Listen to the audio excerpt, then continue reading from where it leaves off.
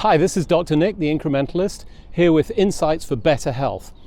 And I guess everybody is thinking about the same thing as I am. It's COVID-19, this infection with the coronavirus. And I've written about this, and I'll certainly be talking more about it. But I wanted to talk about some of the practical incremental steps that you can take being out and about. We're all sort of focusing on social distancing and indeed the flattening the curve that everybody's talking about. And the question is, what can you do? We have so many habits that are really quite challenging to sort of break. One of those is obviously this whole thing with our hands. We use our hands, we see that in my videos certainly, and the issue is the transmission of particles or virus particles through your hands to your mouth and your face and through your ears. So I got a number of steps or suggestions for you that you may be able to use that might help you break some of those habits that tend to bring your hands up to your mouth and help you reduce the potential for both catching the disease.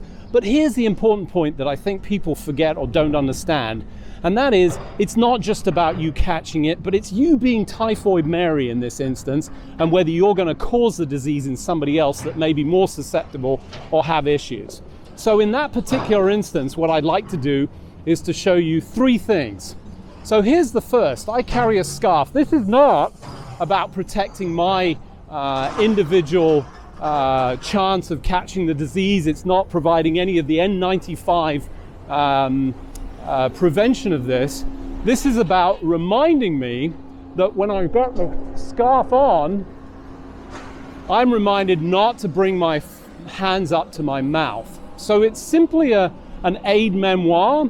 It reminds me a lot of the tools that we used to have when I was at school. I used to bite my nails. I don't anymore. I don't know if that the specific tool that we had in those days still even exists. We used to paint our nails with a liquid that was awful tasting, and the idea was that it discouraged you from actually getting that and biting your nails. It worked for me because I don't bite my nails anymore, which is a good thing. So this is the first aid memoir. The other things that I do, so I have gloves. I carry gloves with me. Again, these are providing a useful tool to remind me not to bring my hands up to my mouth, and it also gives me an extra level of protection. Now, there's some important points about this in terms of the method that you take these off, and most clinical people will talk about an aseptic technique.